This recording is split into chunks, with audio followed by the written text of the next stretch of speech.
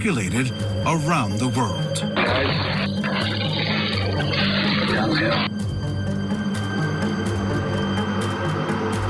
Both experts testified unequivocally that there is a clear pathway to violence, that school mass shooters don't just snap, and that school mass shootings can be prevented. We've heard stories about bodies in a well. She described several instances in which she witnessed her father and other people bringing bodies and disposing them. The well is just one site.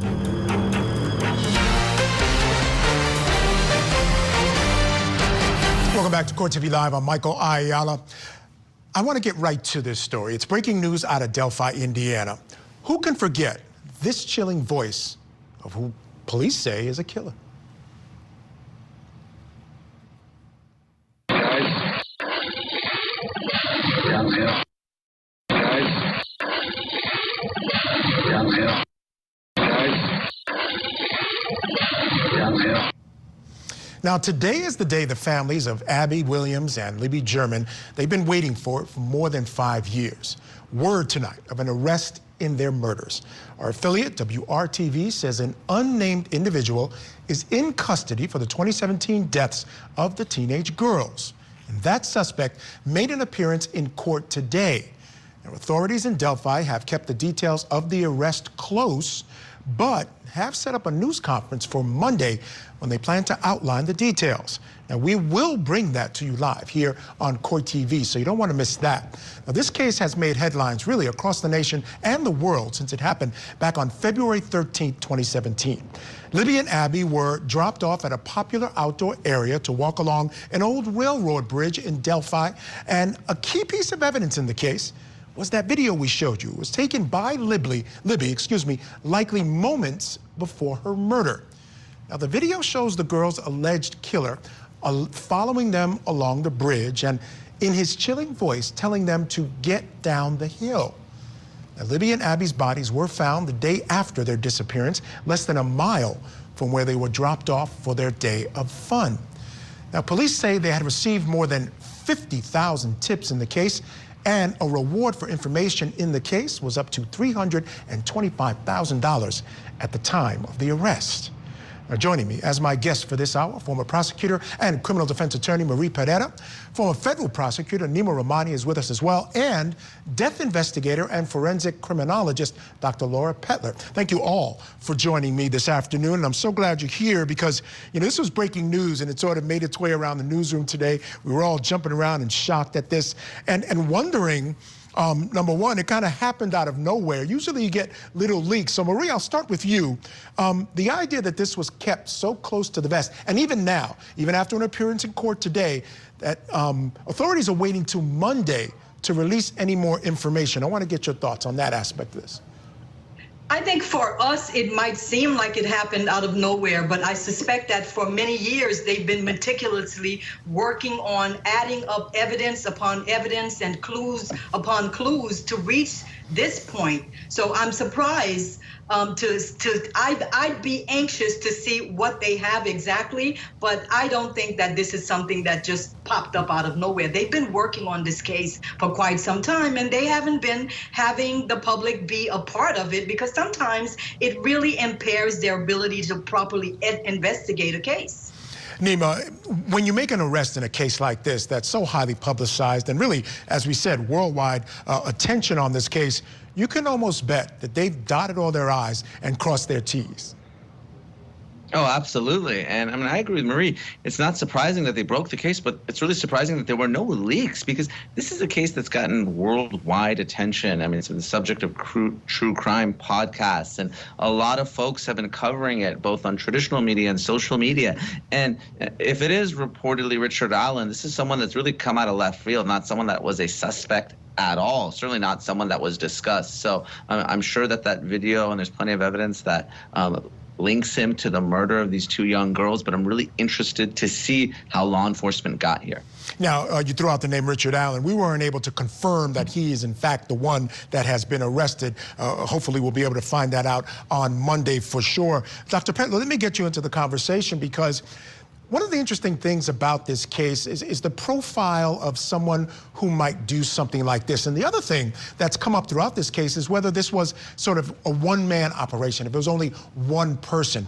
From what you know about the facts of this case, what are your thoughts about this crime and how it may have been committed and why?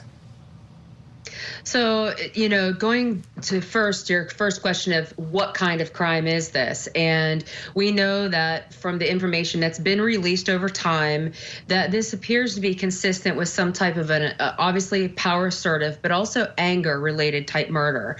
And when you have offenders that have an interest in anger, a lot of times we see them walk to and from the scene.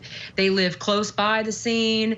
They can park like a mile away and walk. So that's very common. So it's not surprising to me that to see this kind of a person walking in this area where the girls were abducted and then murdered. Secondly, then you ask, how does this happen? Well, an anger type interest murder happens because there's some kind of an anxiety that builds up or something that happens with the offender, and they need to sate that anger. They need to deal with it.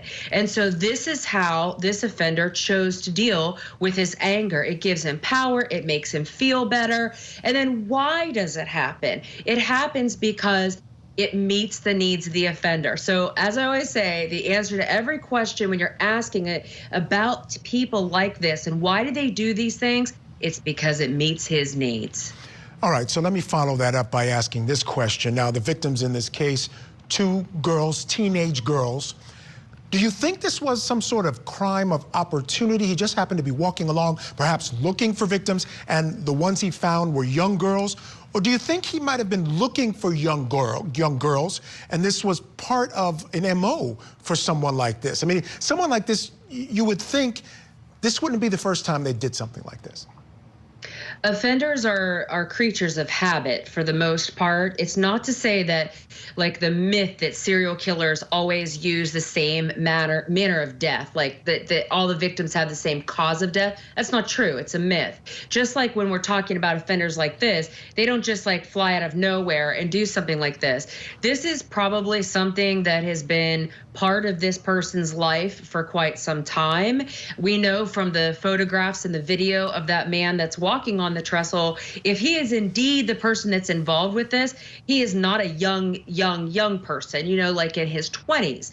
So no, it doesn't come out of left field. It's usually part of the pathology of a person, and it is for a specific purpose. His body language is very clear as he's walking that, you know, he's looking for targeted victims. So did he see them walk into that area? Did he see them walk into the woods?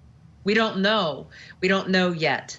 That's interesting. So you look at the video and you can see that there's a purposeful walk there, something that suggests someone who might be looking for victims. Marie, let me go to you. You know, this is interesting because, again, we don't know a lot of details about how this person was tracked down. We do know that this was an ongoing investigation. It was never called a cold case.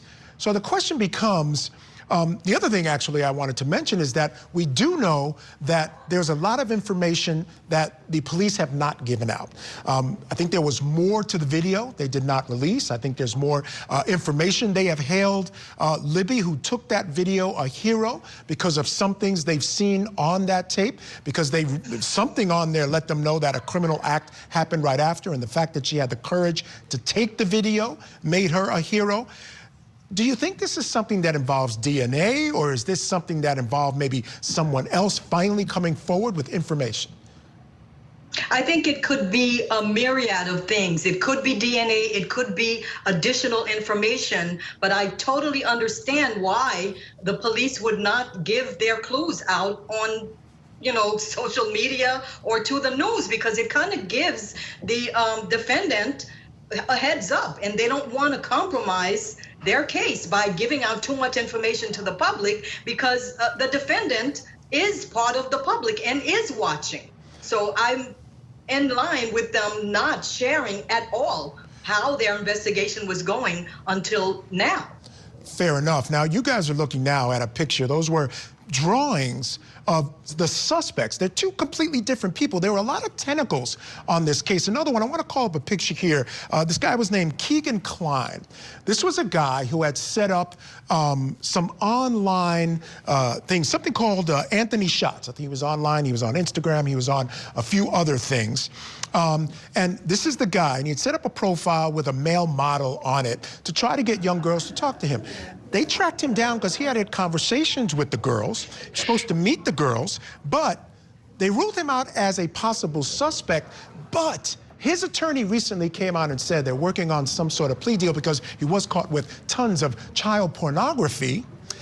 And so the sense is that maybe he's delivering information. So Dr. Pettler, I want to talk to you about perhaps, when you talk about perhaps child pornography, and a lot of these guys who are involved in this type of thing, they know what others are doing. There's these secret networks where they may talk to each other. Is that fair to say that someone involved in this thing, child pornography, may be aware of what someone else who may be involved in that or interested in young women might be doing?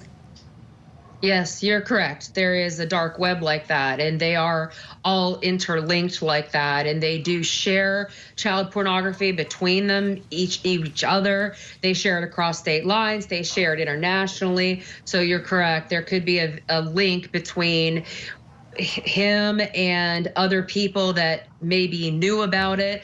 Sometimes these guys that commit these types of murders, they don't brag about them. There's other types of offenders that absolutely have to brag about the murders or they don't count. But this is not exactly that type of an offender. It wouldn't surprise me if he's close by, he's local, and, he could even have been part of the search party. Yeah, there were a number of people whose names came up.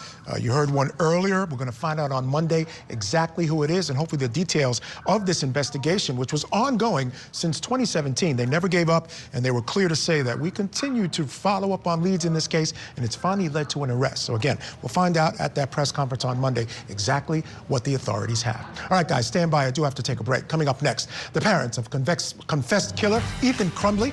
We're back in court. We're going to get a glimpse of what evidence the state plans to present at trial. Then later, in our Talk Back segment, Holly Osborne has been found guilty of killing her husband. Or did the jury get the verdict right? Let us know what you think. We'll share some of your comments later on in the show. Keep it